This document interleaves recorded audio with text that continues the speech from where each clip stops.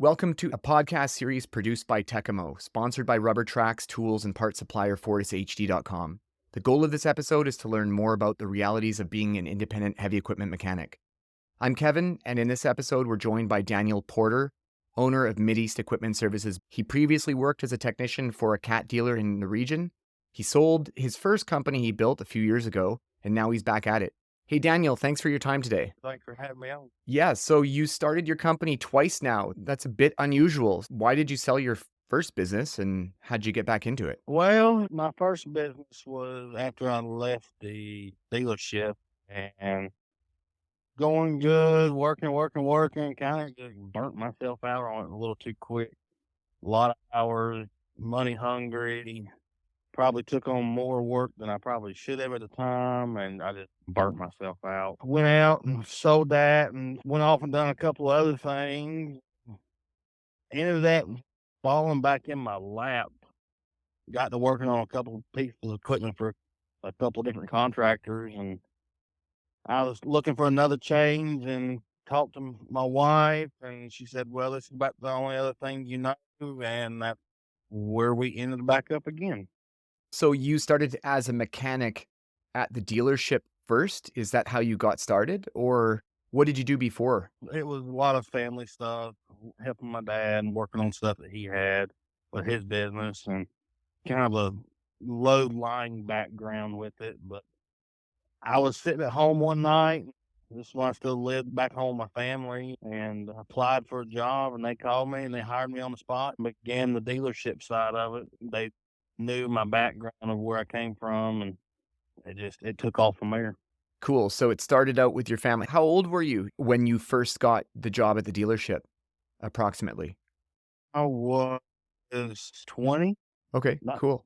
yeah, Yeah. 20, yeah, I was about 20, yeah, I was 20. And so you worked around your family a lot. You gained a lot of experience there. Did you have a passion for heavy equipment, heavy duty mechanic stuff, or is it just something you've always done? Something kind of I've always done, but not really a passion for. One of the big things when growing up, me and my dad liked to build hot rods, and we always built hot rods together, and kind of worked on this truck and that car and this, that, and the other, and then it evolved into equipment, bigger trucks and on highway trucks, and the equipment. I guess it was being young and ooh, look at me, I'm gonna be working on a big yellow iron, or and it just kind of grew from there. And now I'd only rather work on heavy equipment. I work on trucks and stuff like that, but mainly heavy iron or agriculture stuff now. You could have really gone down any path. Presumably, money played a role in your decision, right? To take on a career as heavy equipment mechanic. Oh, most definitely,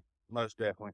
You can't make the money you do in a automotive field. I mean, you can, but you really working your butt off to make flat rates and stuff like that. With heavy equipment, you set your rate, and it's hard to flat rate some stuff on heavy equipment because you never know if you're gonna have one bolt break or every bolt break.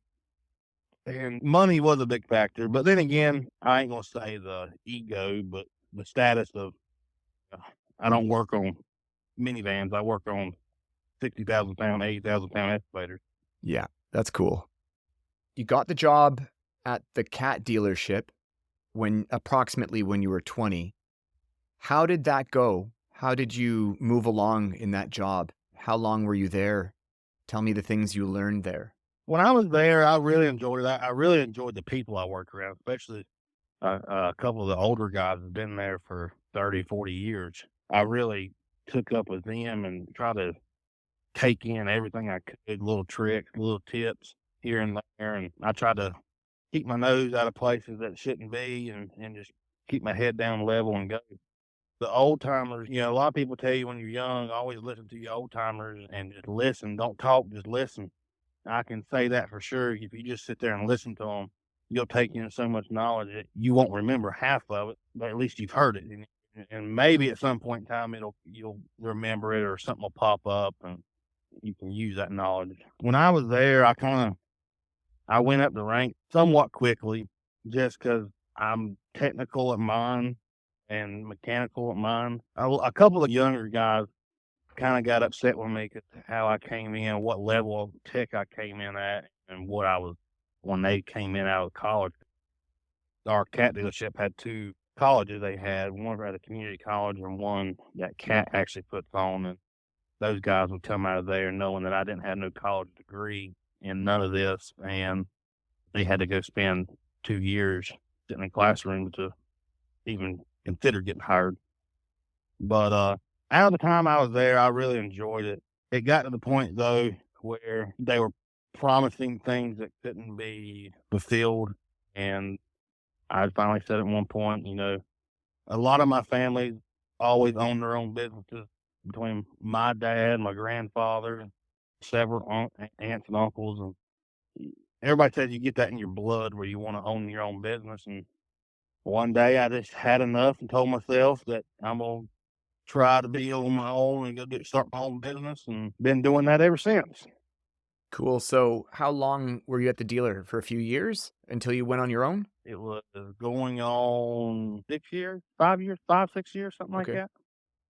And so you start your own company the first time around, you leave the dealer. I'm curious, were you under any agreements, any non-compete agreements with the dealer, or were you able to simply just go and buy your own service truck and do your own thing? Yeah, they had a non-compete that I had to sign when I got hired on, but as everybody knows, these big dealerships can't little guys can't compete with the big dealership at that point in time. So I wasn't trying to go after no big customers.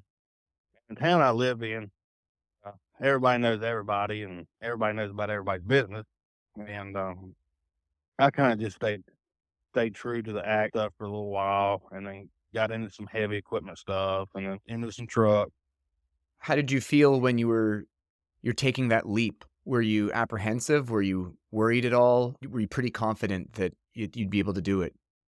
I was very nervous at first, especially when I actually went out and purchased my first service truck. It was a used truck. It was a 1999 F550 with a 7.3 in it with a service bed and a small crane on it. When I went and bought that truck, wrote a check for it, driving it home, it got surreal really quick. And I got real nervous at first. I was like, okay, I've already put my notice in. I've got the truck. Now I got to start planning stuff out. I know this day is going to be my last day at the dealership. I got to get tools in the truck and I got to start finding some jobs. Well, I started just, you know, talking to some people. And at that point in time, like, just got engaged.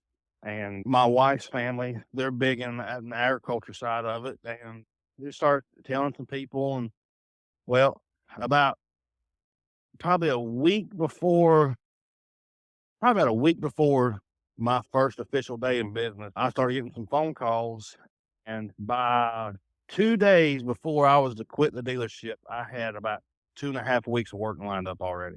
Wow. It was a blessing. That eased my nerves a lot, knowing at least I had something to look forward to, and that I wasn't just gonna be out beating bushes trying to find work. And then after about the 2.5 week mark, or about a week and a half in, I was like, "Okay, I need to start looking for more work." As soon as I started thinking that, the phone started ringing more, ringing more, ringing more. Then I signed a contract with a company doing fleet maintenance for their trucks. They were box trucks. They delivered oxygen tanks to hospitals.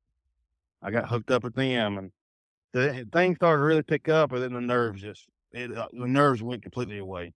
Wow. A lot of people I've talked to say, when you step out like that, you're always nervous, but I mean, you are, but then again, you don't try it, you're never gonna know what you're capable of. Were you worried about failing, or were you worried more about, you knew that you'd eventually be successful, it just takes time and maybe there's a money element of things, right? Yeah, well, and that's one good thing where it came from with a lot of my family having their own businesses. I had mentors, and they were always telling me, look, let us help you set this up right to where you're not going to go through the struggles that we went through years ago. So I had that backbone, and to set up the books, the financial stuff, how to do tax, how I should do my own payroll, stuff like that, and actually legitimately run it like a business versus just shade tree mechanic. So, the main deciding factors of moving away from the dealership, going on your own, what were the main reasons? Because I know that freedom is often one that is really overlooked. You know, no one's telling you where to be, when to be. Obviously, being self-employed, you're going to be busier, right? But what did you, I mean, you said you're naturally inclined to do that because your family were all entrepreneurs. But for you, what was the biggest reasons you chose to do that? You chose to leave that 9 to 5, so to speak. The biggest reason was, number one, was money. I was promised a lot of some raises and stuff and never seen them, and that was a big thing that kinda kicked me in the butt and pushed me out the door. But then the other thing was freedom, be able to make your own schedule. I knew going into it that starting a family, I wanted to be able to spend as much time with my family, like, especially having when I worked at the dealership, it was about an hour commute in the mornings and then about anywhere from an hour to hour and a half to maybe even 2 hours in the evening, depending on how traffic was. Wow. So, working from 6 to 4 or 5 and then still got, 3 hours of travel within the day. You leave when it's dark and you get home when it's dark. And you weren't, And granted, we still do that, but it's a little different now. yeah, because you weren't getting paid for driving in traffic, right? Not to and from work, No. right? Yeah, that's a bit No. different. In your time at the dealer, did you ever see coworkers leaving to go on their own? At that time, no. There was a couple different guys that left to go work for other companies, other dealerships, stuff like that, but nobody ever really stepped out to go on their own. Now, I've still been in contact even today with people from the dealership, friends that I made there, and we're on a different level now. I'm so far out of their eyesight that I can have conversations and go up there and see them and not have people looking at me weird. I guess it started about 3 or 4 years after I left. People started I know of at least 2 or 3 other people who went out and started their own thing, and it's kinda solely for the same purposes from what I understand. Poor management, not doing what they say they're gonna and kinda stuff like that. You probably have that in every dealership, but some more than others, but I know at least 2 or 3 guys that went out on their own now. Now, while I was there, it was kind of unheard of at that point in time. Do you think the companies, the dealers or whatever, do you think their business model or their way of running their business causes their mechanics to want just something better? If they ran their business different, do you think they'd be able to retain their mechanics more and prevent them from wanting to go on their own? Oh, most So definitely. what's the biggest Um, thing that they do that you think that they could fix? Like if they fix this, that would resolve a lot of their attrition issues of losing mechanics. What do you think the top three things is? Number one thing, of course, is always money. Pay your technicians right, pay your mechanics right, pay them what they're worth. One of the things they kinda done there, they kinda had this workbook thing you had to go through and complete all these steps, do these online tutorial videos. A lot of it was redundancy stuff that you're already doing. Of course, you know it, but they make you do this. Your bosses have got to sign off on this, that, and the other. That's all dandy and glory. But if you got a guy here rebuilding an engine and doing it well, no warranty work, this, that, and the other, or whatever it might be, tracks, whatever, that you ain't got to worry about, you can just give him a work order and say, here, go do it.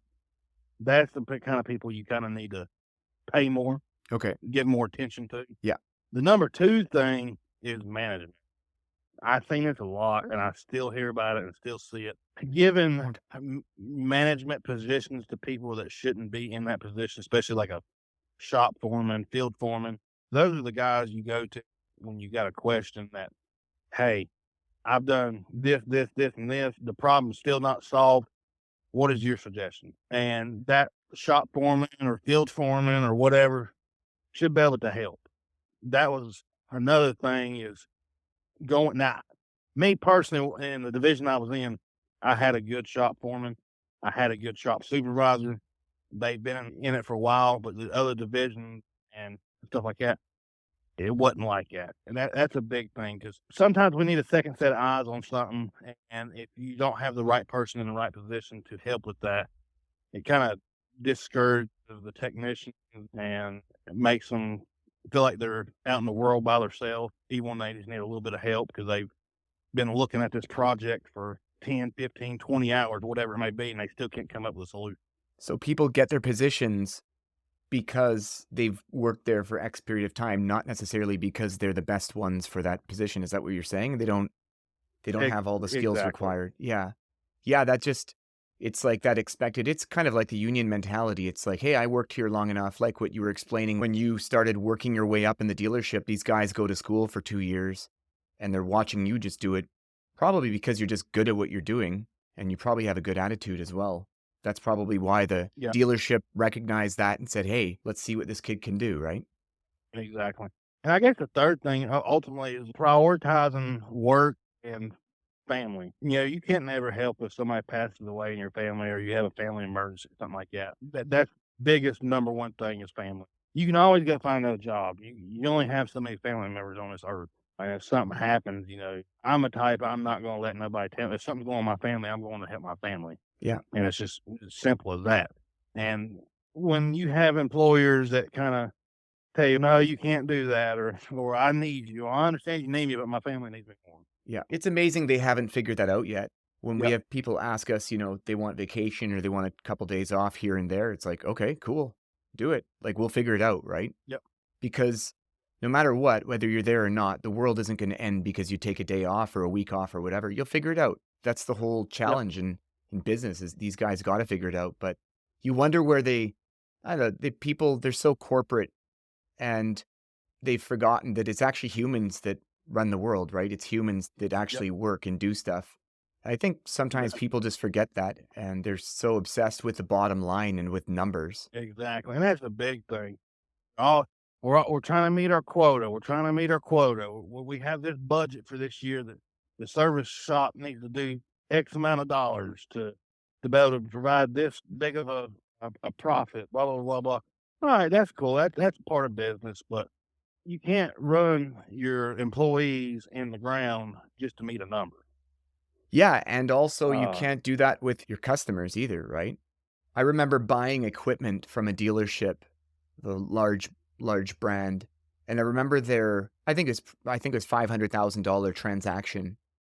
And I remember that the purchase agreement included some aftermarket or additional parts, and the sales department was arguing with the service department, who was arguing with the parts department, and I'm thinking, "Wow, this is incredible." So I just dropped $500,000 on equipment, and you're making me feel like I'm actually working with 3 different companies because each of the departments compete with each other, right? I don't know if yep. you found that there where you were, but I think that's pretty common among a lot of dealers is like, man, like customer, I think a lot of these guys don't realize like some customers are so corporate, they don't see that.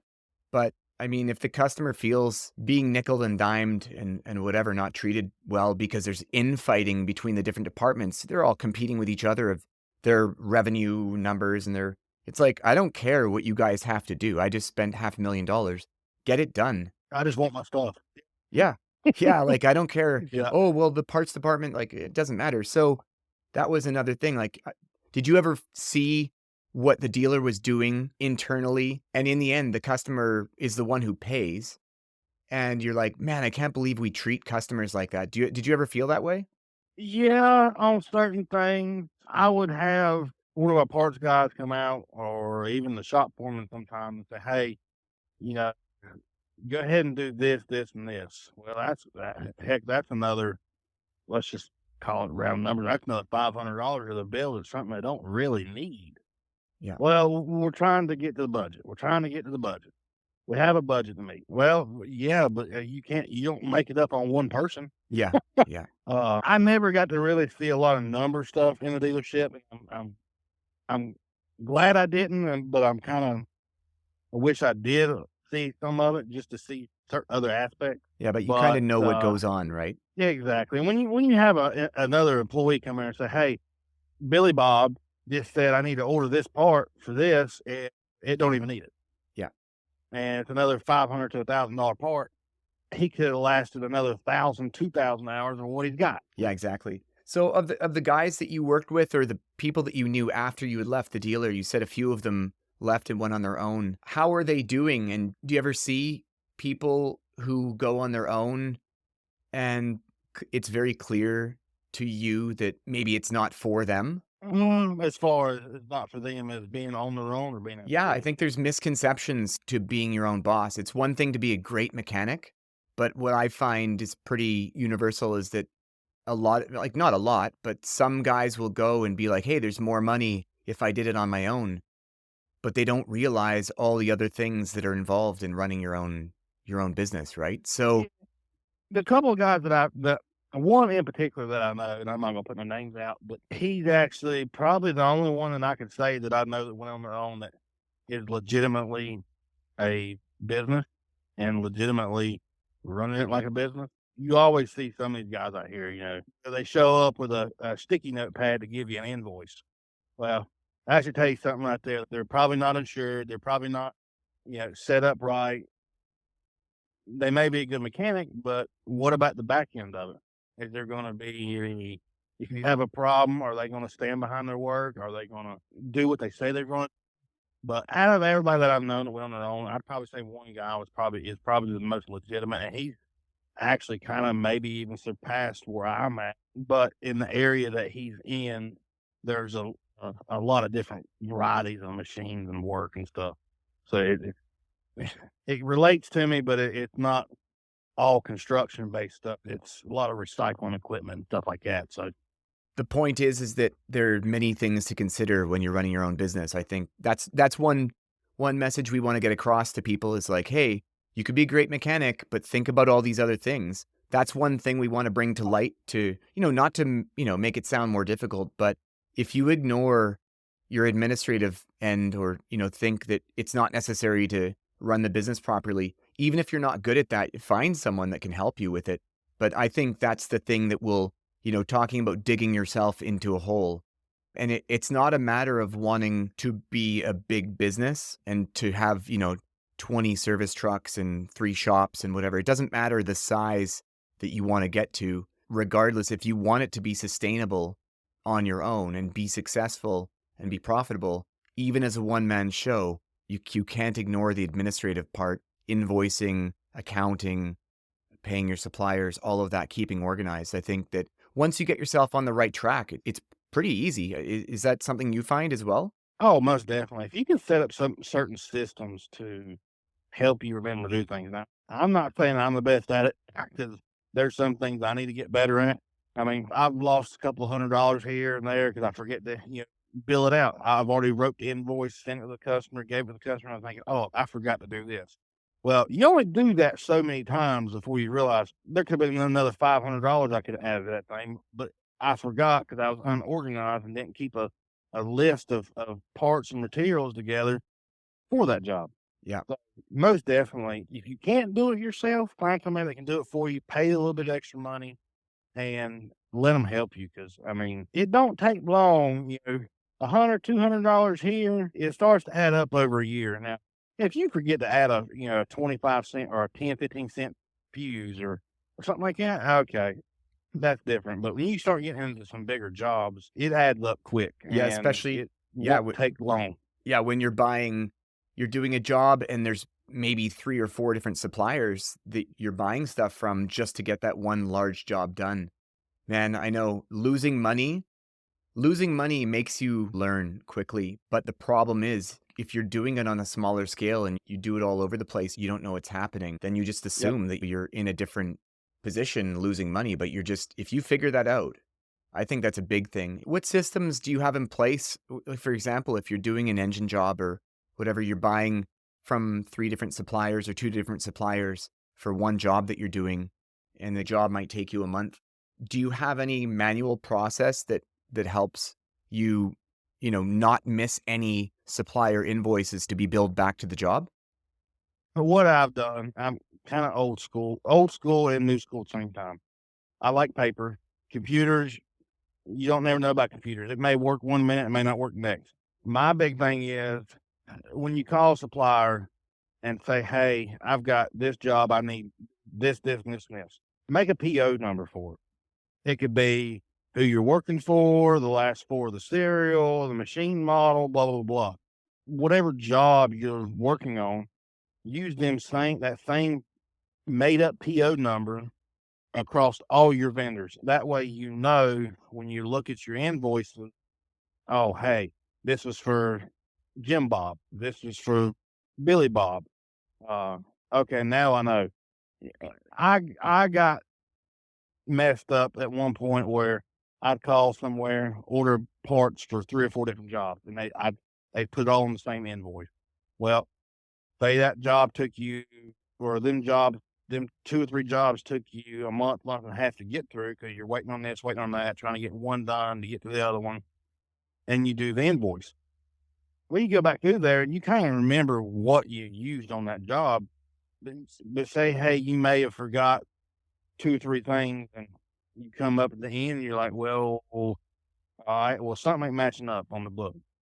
I've still got this amount of money I spent, and I only made this amount. So what happened?" And the other thing that I've done here recently to be a little more organized, I used to use a notebook. When I started a new job, I'd write up there location, job, machine, serial number, and kind of label what parts are on it. I just kept it in a notebook. Well, now I had a local print shop print me up some forms to where I put the same information on there. I put who it's for, location of it, hour, serial number, model, the whole nine. It's got line items on there, and you can go in there and write in, and I got it on Excel too. You can go in there and type in, okay, I've got this gasket, this. And I also use that to call an order. So when I call whoever the supplier is, and I say, hey, I need such and such part number, blah, blah, blah, blah. And what's the price on it? Well, I can write the price down on the side of it. I can write their actual part number if it crosses over to something else, and if there is a lead time on the part. That way, and I keep it in a folder in my truck with me. That way, if Jim Bob calls me and says, hey, what's going on with my machine? I said, yeah, I think we're waiting on the part. Let me go back and look. And I tell you, I can go back in there and look in that paper and say, oh, yeah, they told me it's going to be 3 days before we get it. And it kind of helps me keep track of everything that goes on with that job. And there's some jobs I've had to use 2 or 3 of them sheets for miscellaneous parts. I keep up with labor hours on there. That way I know when I sit down and do my invoice, I know exactly what I used, how much time was on it, and what was actually everything done on that job. And then it makes invoicing a lot easier that way, a lot easier. So it sounds like you have a good manual process. Do you ever see how you're doing it now and thinking, "Hey, if there is like an app or some kind of software that could help supplement what you're doing, keep it all in one place." Have you ever thought of like it would be cool if? Yeah, I've thought about it, and I've actually looked at some different softwares that's on the market. Never really pulled the trigger on it. I never really, nothing really said, okay, this is the one. All of them can have a little tweaking to make it better, and none of them really on the heavy equipment side. There's a lot more out there that's focused on the automotive side of it. But if there was an app that you could keep everything in, even an app that would source out parts for you at certain parts houses or dealerships or whatever, that had a database of given parts and seals and filters and stuff like that. Oh, that'd be a game changer. If you could get one to work on the heavy side. Yeah, it seems a lot of software is focused on automotive, like Shop Monkey Yeah. and companies like that. That's probably one of the things, presumably, you probably had more technological resources at the dealer for doing that kind of stuff. Is that correct? Do you miss anything that you used to have there that you don't now? Oh, the number one thing is just ease of ordering parts. You write a ticket up, email it or send it to the parts guys, and they bring you parts out to you. I mean, that's now I'm on my own. I have to call here. Oh, they don't have it. Call here. Oh, they got it. Okay. Then you either ship it, go pick it up, or whatever. And of course, the big dealership has got plenty of money to throw at their own software, and they have their own IT guys that design the software and this, that, and the other. It would be nice to have some of the old software that I used to have, but it wouldn't work on my end. It works good if you're in a dealership because you're working on one brand only, and it's their database. Being Um, a field guy like me on my own, it's hard to do that with everything. yeah.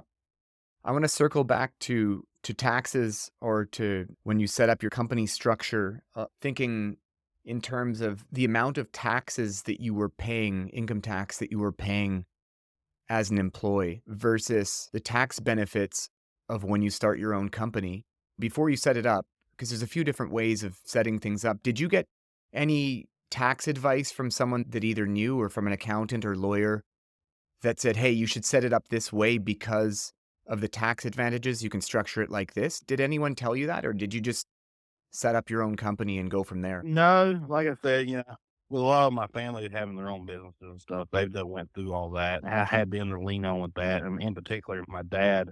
We sat down. When I told him where I was wanting to do. We sat down, and we have a real good family friend of ours. He's a paralegal.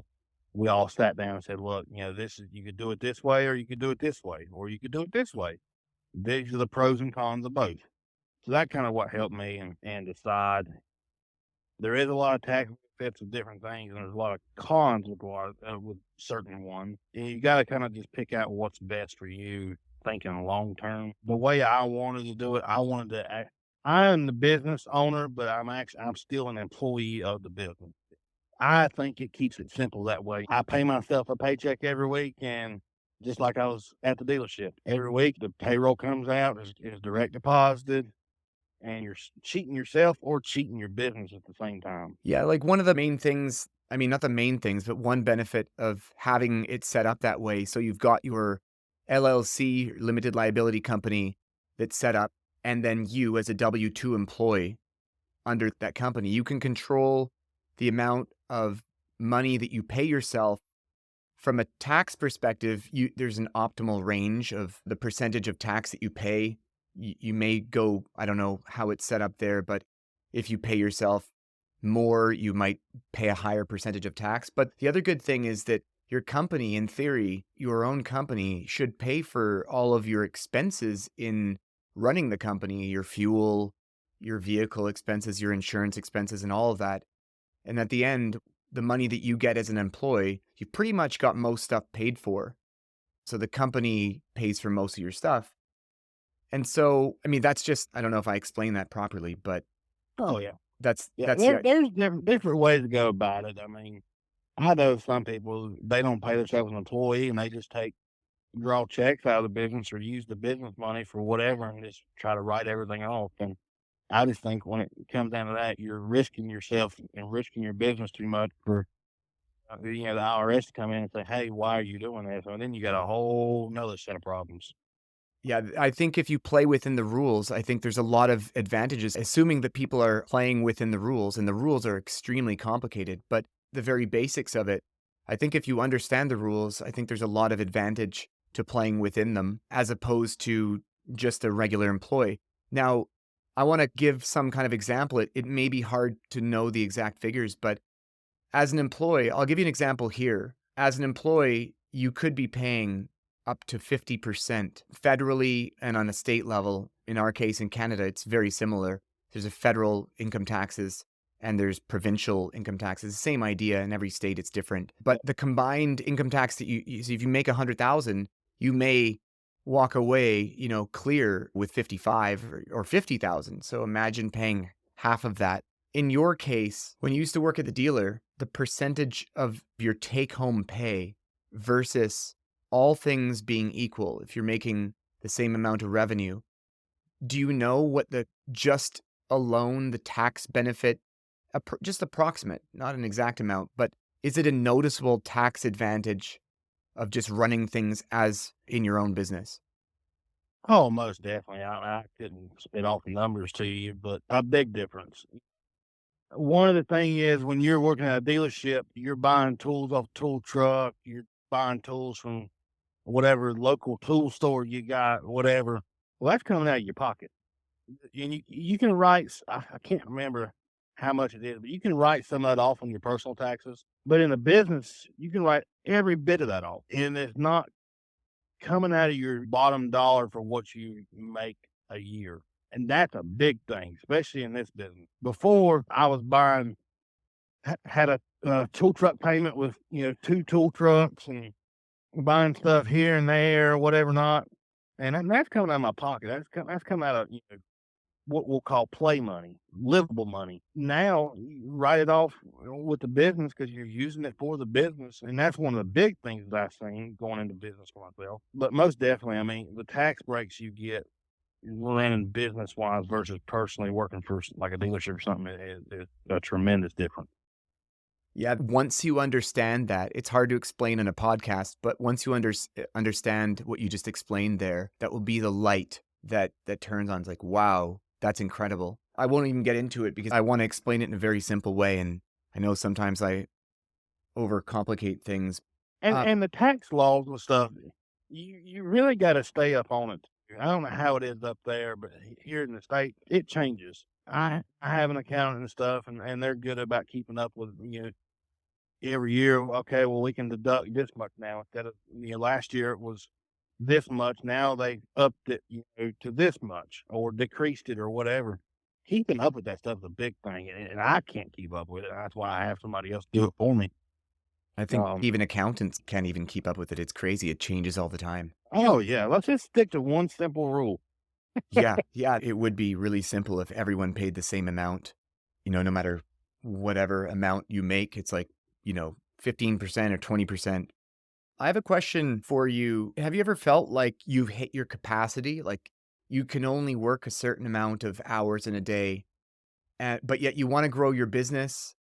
Have you ever been at that point? It's like, hey, I want to grow. And maybe as a business owner, independent mechanic, maybe the answer isn't to hire more people. Maybe you just only want to be a one man show. There's absolutely nothing wrong with that. But have you, in what you want to do, have you ever felt like, you know, I have to do this, or this if I want to expand my business or grow revenue? Have you ever hit your capacity? I have a couple different times. For every business can be different. It can come in spurts. It can come in over 2 years, 3 years, 6 months. I've hit different spurts where I'm like, "Okay, I can only do so much, and I understand that. I've got all this work. If I put another truck on, what would that look like?" And I would sit down and do some number crunching, this, that, and the other. And then when you start really crunching numbers and start looking at it, you're like, "Okay, this is what it's gonna cost me to put another truck on. This is what I hope to profit off another truck." But then again, it's a risk. It's a risk reward situation. Me personally, I don't mind being by myself. I would like to hire more people, but it's gonna have to be in the right time. And one of the things is I like working by myself. Well, I ain't gonna say I necessarily like working by myself. I like knowing that I'm the only person I have to worry about. When you start bringing on employees, and I've had employees before, you're not only worrying about yourself, you're worrying about them and their family. Say you come across a slow time and work kind of slows down, well, you still got to pay them. You can't just lay them off every 2 weeks because you ain't got no work. Yeah, that's a huge Um, thing. Yeah, when people rely on you for money, I definitely know how that feels. and that's kind of something that I don't want. Right at this point, I'm very comfortable where I'm at, and I tell a lot of my customers, "Hey, look, I'll tell them my schedule. Look, I got this, and this going on. It's going to be a week, 2 weeks before I can get to you." Or if it's something small, "Hey, I'll swing by. I'm coming right by your place. Swing by on my way in and take a look at it and see what we can come up with." Do you work with any independent mechanics or any other guys in your region that you pass work to when you're too busy? Because some clients, they can't wait, right? They need it done. I don't hear there's not a whole lot of independent guys here that are in the fields heavy side. There is a couple other independent agriculture guys that run around our area that's from a different town about 20 miles away or so. And we don't typically relay work to one another, but when we know who ends up with the work because the customer said, "Well, I called him and he said he couldn't get to it. What can you do?" Not necessarily passing work off to each other, Yeah. but we know what's going on with who's in the area. I mean, it's all about the customer too, because obviously they'd prefer continuity of knowing that the same person works on the machine because they know it well. But when they need something done, they got to get it done, right? Who would you say your biggest competitors are right now as you're running your business? I don't need to know the names necessarily. Would it be dealers? Would it be other independent mechanics? There's one or two other independent mechanics that are kind of my competitors. There's a guy that kind of popped up in the scene around here. He actually came from a dealership that I know of. It wasn't the same dealership I was at.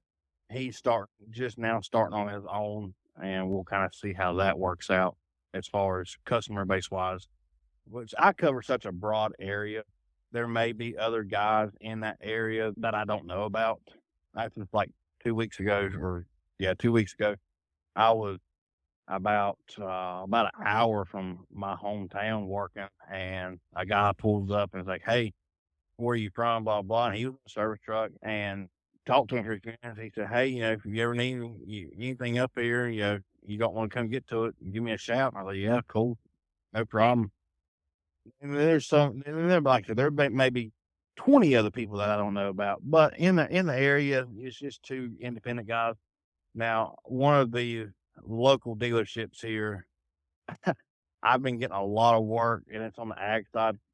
Apparently, they don't have any tech. They've lost a lot of their older generation tech that kind of phased out. And in the past, probably 2 or 3 months, I've been getting a lot of work. People come and say, "Hey, we're not using them no more. Do you have time to fit us on your schedule? I got this, this, and this." And I had one guy call me. He emailed me a list of every piece of equipment he's got, serial numbers, all. He said, "Hey, I want you to have this. All my pieces of equipment are numbered and have equipment numbers. When I call you and say, 'Hey, equipment number 10 has got this going on,' you already know what you're looking at." There's a couple independent guys, but there's plenty of work to go around where we don't have to fight over it. Yeah, that's cool, especially if the main competitor are the dealers. If they can't even get the work done, then there should be enough work, that's for sure. Yeah, that's like I had somebody call me. This tractor was still under warranty, and they said, "Hey, they're not fixing it. They don't know, apparently don't know how to fix it. Can you come take a look at it?" Wow. And he told me what it was, the serial number, and year. And I said, "This thing not still under warranty, man. It's only a year old." He goes, "Yeah." And he said, "I don't really care. I just need it fixed." Wow. I was like, "All right, well, I can't provide dealership warranty work, but I mean, if you're willing to pay, I'll come out and look." Wow, that's crazy. What other services do you provide in your business? Do you just do field repair, or do you do any other specific, unique things? Field repair, hydraulic component rebuild, pumps, motors, cylinders, valves, hammers, hoses. We're trying to step up our hose game of what I can carry on my truck. One of the things in our area, there's two places to go get hoses made at. All the farmers, a lot of the construction guys around here go to, and they're old parts houses, and they're getting ready to shut the doors for retirement or sell out or whatnot. So we're trying to up the game on that. But anything component rebuilds, engine rebuilds, the only thing we don't really mess with is tires. Okay. And you have your own shop as well, right? Yeah, we have a small shop to bring in stuff, for big component rebuild, engine rebuild, stuff like that. But I try to stay mostly in the field. I get too ornery when I'm stuck in the shop too long. Do you find that some people could do both? Like you're talking about hiring another person. One of the challenges is knowing that you're going to have enough work because of the financial factor. Do you ever, you think you could get someone that, because I think if you have a shop, you can do other jobs. You can do different types of stuff, right? Oh, most definitely, most definitely. I was like, not every job you can do in the field. You don't want to do a end frame on a dozer or an excavator out in the middle of the field. Yeah. You can definitely get different work, and that's kind of the route we're going, that we're looking at putting employees on, is we're looking at building another shop somewhere else, and to be able to house more, especially hydraulic components, since we know these other businesses are getting ready to phase out. Because the next closest place to get a hydraulic hose made is 30, 45 minutes or an hour away, depending on who's got what. Wow. And, there's mobile hose companies running around, but a lot of these old farmers and even the construction companies, they have a runner that, "Hey, here's a hose, go get it made." Yeah. And, Could take half a day, right? exactly. It's depending on traffic. Well, you went to this place and they didn't have everything, so now Yeah. you got to drive another 15 minutes the other way to see if they got it. And to start housing more parts, specialized parts. You got your Napas around, and your Fleet Prides around, which our Fleet Pride for us are still an hour away. Start stocking some special stuff that we know that's in the area. And two, and the route we're trying to go is, if we hire somebody, it's going to be a shop person that can do hydraulic hose assemblies and stuff like that, but they can also say, "Hey, we got a customer that's going to drop off a skid steer or a mini X or on-road tractor or something."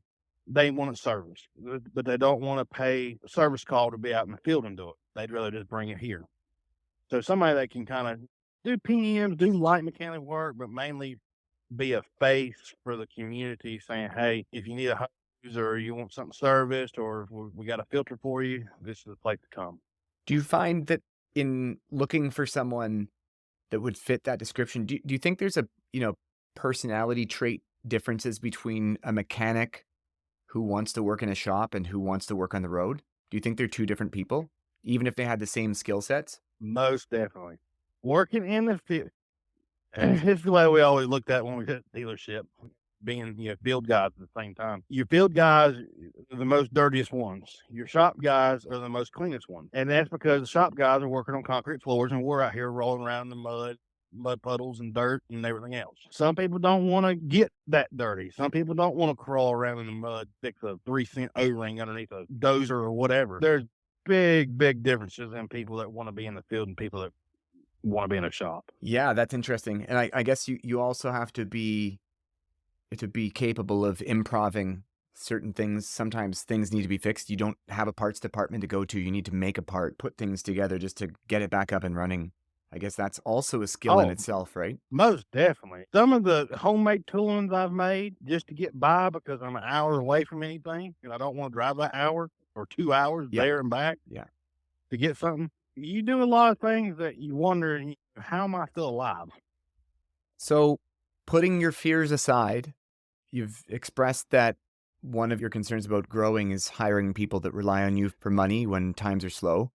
What are your long-term plans? Do you want to hire more guys? Do you want to expand? You mentioned building a shop. What does your next few years look like in a perfect world? Kind of a 5-year plan is to hire, I would say I'd like to hire at least 2 people with the plan I'm going with. One being a shop person, get built, do the hydraulic hoses, do servicing in there, light mechanic stuff in shop. And another guy I would like to hire, and it would take a lot off of me, is a PM guy. Just go out, just to go do services in the field, maybe even some parts running or stuff like that. We do a good bit of servicing for a lot of equipment in the area. We've got tons and tons and tons of paperwork of, okay, this customer's got this, and this. This is what filter they use. But most definitely, in a 5-year plan, is to hire at least 2 people, and especially once we get this shop, we build our new shop, and it's on a separate piece of property, is to get that going and move from there. Now, am I against hiring more people if the work is there? No, not at all. But the work's got to be there. What do you think the biggest thing that will slow you down from reaching those goals? Finding the people that want to work, The right people, right? the right people, and people just plainly that just have drive to work. The new generations coming up, they don't, the trades are slowly. I ain't gonna say slowly. I shouldn't say that. I should say quickly going away.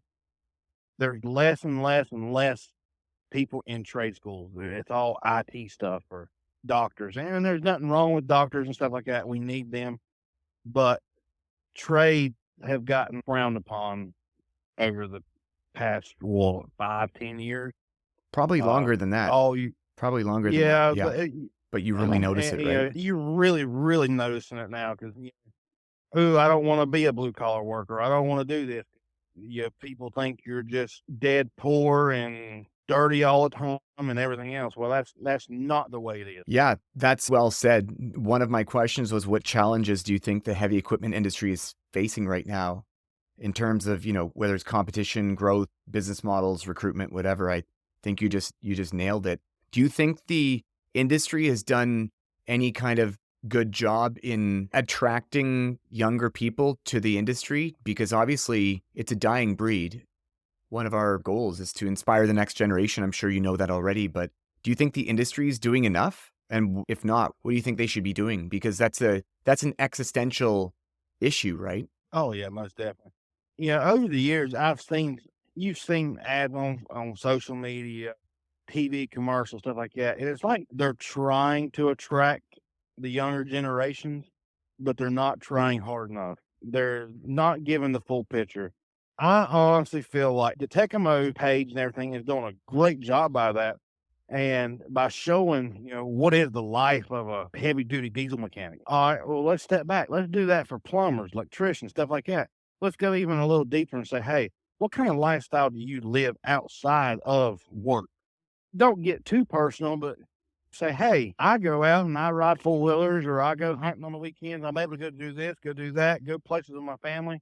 And that way you can show people, hey, even though we're dirty 99% of the time and there's grease underneath our fingernails and we're cut up and scraped up and our clothes are stained, we still have a good life outside of work. We make a good living. We're able to provide for our families. We live comfortably.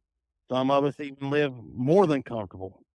Yeah, The that's well said. another Yeah. another thing is everybody pushes college, college, college. There ain't nothing wrong with college for certain people. Even some of the mechanic colleges, if you're somebody that don't know it and you're wanting to learn it, awesome. That's a perfect way to start. Or if you can get an internship somewhere, that's even better. I think one of the biggest things that don't attract a lot of the newer generation, every company wants experience, or a degree, or vice versa. You can't attract nobody if you're not willing to give somebody, the younger generation, a chance with somebody that don't have experience, or they can't go to college because they don't have enough money or don't have the funds or the availability to go to college. But a degree doesn't Some of mean these you bigger know. A degree doesn't mean you know what you're doing either, right? exactly, exactly. I mean, I can come out here and rebuild a motor, and like I said, I've never been to college, but I can come out here and rebuild a motor. Now you take me and sit me in a classroom in a geometry or a physics or whatever like that, I'm gonna fall asleep on you. Yeah. And that's just the way some people are. But you got these bigger corporations, stuff like that, if they're wanting to attract new people and younger generations, they gotta at least give them a chance. I know it's a big financial burden to take on somebody like that you have to babysit the whole time. But if you don't do it, you're not gonna have nobody in the next 10 years. It's a double-edged sword. I think that one reason why companies are less willing to take on apprentices, people, it doesn't matter about college experience, people that are willing, people that have a good attitude likely will be good candidates. I think a big thing is because there's a lack of loyalty. I think that's happened over the past probably 15 years is where anyone will go to any job that pays them slightly more money, all things being Yep. equal. So I think that's an issue that obviously companies want to poach you and offer you more money, but there's another company that will go and do the same thing and poach you. So there is no loyalty. It works both ways. And that's a challenge that I see that needs to be overcome. I mean, think about it. You invest years in making an apprentice, give them good experience. That costs money. It costs Oh money yeah. in a lot of ways, and if there's no loyalty, that guy's gonna get experience and say, "Hey, thanks a lot, and I got a job offer for double the amount of money somewhere else." So it's a tough thing, but that's Yep. one thing I think the industry needs to be smart enough to figure out how to get beyond that, right? Yeah, and big dealerships and stuff, they offer incentives. How we'll do this, do that, and the other. Okay, if you offer the same thing in my case, if you're offering the incentive to stand behind it, and the loyalty goes both ways, from the employee and the employer. Okay. I know you've seen it. Everybody's seen it. All right, you come work for us for 90 days, you get a sign-on bonus. Well, I know of a lot of people that'll job hop, just go get the sign-on bonuses after 90 days. They'll go find somewhere else. Wow, yeah. Yeah. It's just the morale in corporate world. Okay, you're a VP, CEO, area manager, whatever, and I'm a technician. Let's treat everybody the same. If you can have respect for everybody, no matter what their job title is, and not gloat and try to strut your stuff, I think that'll go a long way, especially the new generation coming in, because a lot of them get intimidated by, oh, look, it's a big wig. That's funny. I think the industry did it to themselves when for so many years now, the bean counters at head office, the accounting department, CFOs and whatever, they're looking at the bottom line, and it's funny how their stock is going down if they have a bad period. But when they lay thousands of workers off, their stock goes up. It's kind of crazy Yep, how that works. It's like any company of that size could easily withstand bad times, right? Work yep. through it, keep their employees, maybe repurpose them, put them into other stuff, train them, whatever. Obviously, I also don't agree with keeping people on that, you know, clearly redundant, Yep, but you gotta be able to get yep, through those tough times, and as a small business owner and as a larger business, and I think that there's so much of that is, like, people are expendable, dispensable, whatever word you wanna use, just like, "Oh, just lay them off. It's fine. We'll be fine." And then I don't think that's a good attitude, in my opinion. That's to me, that's not very successful when you have to do that stuff. That affects everything. That causes that loyalty problem, right? and then, just like you said, they start laying people off. Well, then they get a big spurt of work, and they're needing to add on, 100 employees or 50 employees or 20 or whatever the number may be. Well, now you've done made a bad name for yourself because everybody knows you'll lay them off in a heartbeat. Yeah, Who wants to go to work for somebody knowing that there's a 75, 80% possibility they're gonna lay you off at any time? or that you're just not, you're just a number, right? Yep, Yeah, I think that's a huge benefit of working for smaller companies too, is that you're not just a number. Smart business owners know that it's the people that make the world turn, right? And you yep, gotta exactly. treat them good. I think one thing is with all AI and all this technology coming out, seriously, there's gonna be a lot of people out of work because of the power of artificial intelligence. It's kind of been around for a long time, but it's becoming better known now with ChatGPT and all that stuff. But one thing for sure is that maybe an equipment operator in a mine may have their job taken away by automated mining trucks or whatever it is. But I think heavy equipment mechanics, I think it's a pretty solid deal. I think your job security is probably better as a heavy equipment mechanic. I don't think automation or robots or AI will displace mechanics for a very, very long time. No, And it'll be I would love to see a robot. I'd love for somebody to invent a robot that can go in there, crawl down in a belly pan, do this, do that, and not destroy itself in oil or shock itself and burn itself up. yeah, it's kind of funny to think about just imagining a robot doing that. But yeah, I think it's a pretty solid decision when you're deciding on the career, and I think it will always pay well. If you think about what's happening is less people, there's more and more demand for heavy equipment mechanics, and there's less people doing it. And, supply and demand is that there's less supply, it's going to cost more, right? So I think it's a pretty Yep. promising thing, but it is difficult work, right? You've seen that. I'm sure you've seen people get into it, whether they take the 2-year college course or whatever, they actually go to work and they're like, oh man, this is tough. Have you ever seen people that think it's something and then actually when they're put to work, they just can't do it. They're not cut out for it. Oh yeah, when I was at the dealership, the college that came in there, they would come in and well, I'll say there's one particular college that come in, they would intern with us. They would stay with us for like I think it was 3 or 4 weeks, and they'd go back to college and sit in the classroom, and they do that for 2 years. I've seen probably 15 or 20 of them kids come through there. First week, their first true work week at the dealership, and they're like, "No, this Yeah. ain't for me." Yeah. Yeah. Yeah. So, on a personal note or in business or whatever, the word success, I know many people would define it in other ways. What does success mean to you in your own words? Success, in my own words, would be that you have found something that you have truly enjoyed, not necessarily mastered it, but you're happy with where you're at. And that's not from a financial aspect, that's from a well being mental aspect. You can set goals for yourself and try to meet them, and that be how you feel successful. In my eyes, I'm successful if I'm up every day and I'm happy to go to work and not dreading it.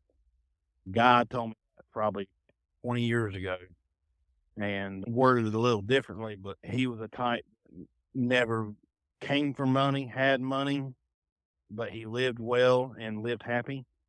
I don't think success comes from materialistic things. It's a mentality thing, is how I feel. Cool. That's awesome. Wrapping up, what inspirational advice would you give to other people in the industry or other, younger people who are thinking about being an HD mechanic, as a career? What inspirational advice can you give to people in general in the industry? Give it a chance. If you want to be a heavy duty mechanic, it's not all just grease and oil. Yeah, a heavy duty mechanic can also be a software guy or this. You're still considered a heavy duty mechanic, depending on what you're working on. Give it a chance, push through it, find what you like, find your niche, and just love what you're doing. I mean, everybody takes inspiration different ways and how they talk about it and stuff. But if you enjoy something enough that you're not going to hate it every day, that's what you need to do. Don't go to work hating it. You're going to live miserably. You're not going to enjoy your personal life because you're going to be aggravated every day when you come home from work.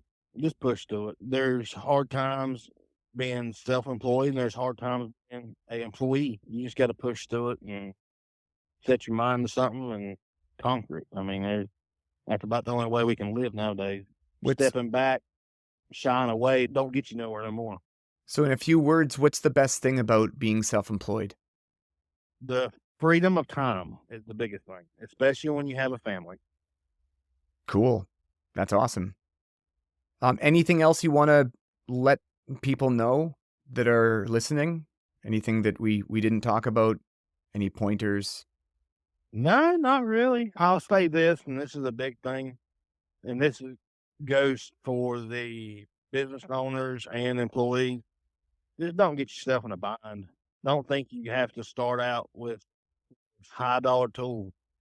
Start off with your Harbor Freights, work, get in there, start working, build some money up. Everybody in this will say it. It's nice to have the new Snap on, the Mac, or whatever.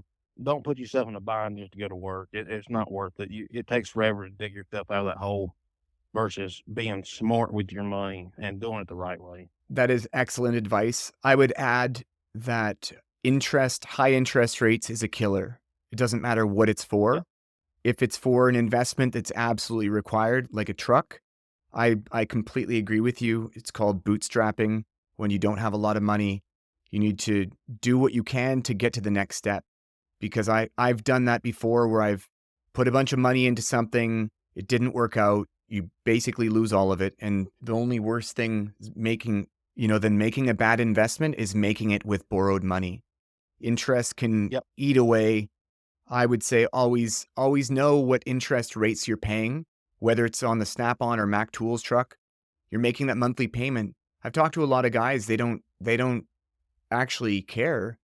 They're like, I know I'm paying $1,000 a month. It's like, what's the interest rate on it? They don't actually know. They get value from buying the tools and they're happy. It's predictable. It's always $1,000. They always get new tools. But I think you got to start asking the questions of how much interest am I paying, right? That's a really big Yep. thing. Don't get It, stuck it, in credit card debt. it'll kill you. You will dig and dig and dig and dig and dig, and you still won't get nowhere, especially nowadays. 10 years ago, it'd be a different story. Yeah. Everything was 0% or 1% or 2%. Well, now you're talking, we was looking at possibly purchasing a new service truck and went to the bank, and where we've always banked at, they know us and we got real good relationships. And when it came down to numbers and they told me what numbers looked, and the interest rate popped up, and I'm like, oh, heck no, we are not doing that. It'll kill you. I would say unless, even if the interest rates were high, because what's high to you may be low in another country. I Yep. compare that because it's all relative. It's got to be a good venture. It's got to be worth it in order for that high interest rate to be a smart thing to do. Because if you need to borrow money because you have an opportunity that's coming up, maybe you got a 3-year government contract or whatever it is, something really solid, but you need a minimum level of quality or standard in your tools or your service truck. In some cases, it's 12% or 10% or whatever it is. It's worth it. You got to do it. It makes sense. Yep. So I think you got Yep. to assess the risk, manage the risk properly. Just because it's 12% doesn't mean it's bad. What's the upside? What's that going to make you? That's right. Yeah. And be smart about it. Like you said, when you were thinking about getting a second service truck, you did the calculation. Is it worth it? Is it not worth it? But if you've got an opportunity, I know a lot of people in my life that I've met or friends that I've had, they had opportunities literally hit them in the head and they were so scared by debt, they pissed away an opportunity that could have changed their lives. They're afraid of debt to buying their own property. I know friends that were afraid of a mortgage And 30 years later, they're renting a place still, and they could have had their house paid off or their condo paid off or whatever. So you can't be too afraid. You've got to have a balance, I think. Yep, most definitely. I've seen that a lot, people. I'm not afraid to spend money if it's the right choice. Yeah. If I'm gonna have to spend $15,000 but I know in term of it, it's gonna make me 75,000, no brainer. Yeah. Yeah, I'm gonna cry as soon as I spend it, but knowing what's down the road, it's well worth it. You know, like you said, there's some things you have to take the risk on. As long as you know you're safe on it, like you said, a contract. Like if I was to sign a 3-year contract with some big grading company that's got 100 pieces of equipment and I'm going to be the only one that they use, and that's in writing. Yeah, I'll go spend whatever you want because I know what I'm going to make over that 3 years, Yeah. roughly. Yeah. So don't be afraid. It's a calculated risk. That's a big thing. My dad always said, you got to spend money to make money, Yeah. I agree 100%. but don't be dumb spending your money wishing you're going to make a bunch of money. That is correct. See a lot of people doing that too. It's like, oh, I Yep. spent $50,000 on this nice new truck, but it looks shiny and stuff, but I actually have to do work now. And there's so many other things to consider. I'm going to divert a bit. Last question for you. I know insurance, especially in the US where everyone sues everyone for whatever, Everything. for everything, for anything and everything. You looked at me the wrong way. You made me feel bad, so I'm going to sue you. Yep. But joking aside, I think insurance is something that is so critically important, but also often overlooked. I think I would say not especially in independent heavy equipment mechanic business, but I think a lot of guys don't have it, even though they know they need it. But a lot of guys think that it's too complicated to get or too expensive, and so they don't. So they're actually operating their business without insurance. So, do you have any advice for people? Insurance was one of my big things because I've seen we had a family member that was running a business, didn't have insurance, and he lost everything. He lost his house. When he got sued, he lost everything. And I've been big on insurance. Insurance is cheap if you look at it in long-term perspective. Yeah, you may never use it, but you got it there if you need it. Especially independent guys. There's so many online insurance companies now that you can go through and get insurance at. Get it. Call your local insurance companies, your hometown people. Get it. It's cheap. Everybody thinks it's super expensive. Now, when you get into workman's comp and stuff like that, yeah, that does get costly, but that's just a part of doing business. I mean, I carry a $2 million policy, and you'd be surprised what I pay for a $2 million policy. I would guess And it's under $3,000 a year. I would guess it depends because way under that. there you go. Yeah, yeah, that's great. That's a very good investment. Another thing is when you guys start working with different companies or even municipalities or townships or counties or whatever. A lot of them will actually require certificate of insurance. And if you don't have insurance, Yep. you're not going to be able to work with them. So there is an argument that is an investment for a number of different things. It's protection, mainly for liability. And once you have that, you've got a history established. You can add on contractors' equipment because if something gets stolen or gets into a car crash on the trailer on the back or whatever it is, you want to protect that investment in more ways than one. So property insurance, liability insurance is the biggest, but you'll be able to get better clients. You'll be able to get bigger clients when you have that insurance. So I would just think of it as Oh just a yeah. tool. I mean, I know of an automotive shop.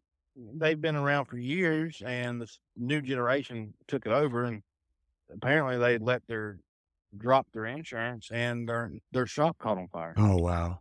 And it was like a 5 or 6 bay shop. Well, what about all the money you spent on tools? What about the people's vehicles that were in there? And it's an ongoing Wow. thing, but just like me, if I'm working on somebody's dozer, say I'm working on somebody's D8 dozer, D10 or what, big dozer, $500,000, $1 million dozer, and I mess up and if and it comes back to be my fault and their machine burnt down or whatever, I ain't got that kind of cash to get say, here's hush money. Let's move on. Well, Yeah. that's where the insurance comes in. Yeah. It'll save you or break you, one of the two. I agree completely. Daniel, it was a great chat today. I appreciate your time very much. Thanks a lot for sharing your knowledge. I'm sure we could have talked for several more hours. One day in the future, I'm pretty sure you'll be featured on the channel, so anyone listening to the podcast will probably be able to see you in the near future. To people that are listening, we'd love to hear feedback. If there's any follow-up questions for Daniel or whatever for us, let us know. You can comment on this video if you're listening on YouTube. Reach out to us directly, media@tekamohd.com. Thank you very much for your time, Daniel. Again, we'll be in touch. I greatly appreciate it. I had a blast. I'll do it again.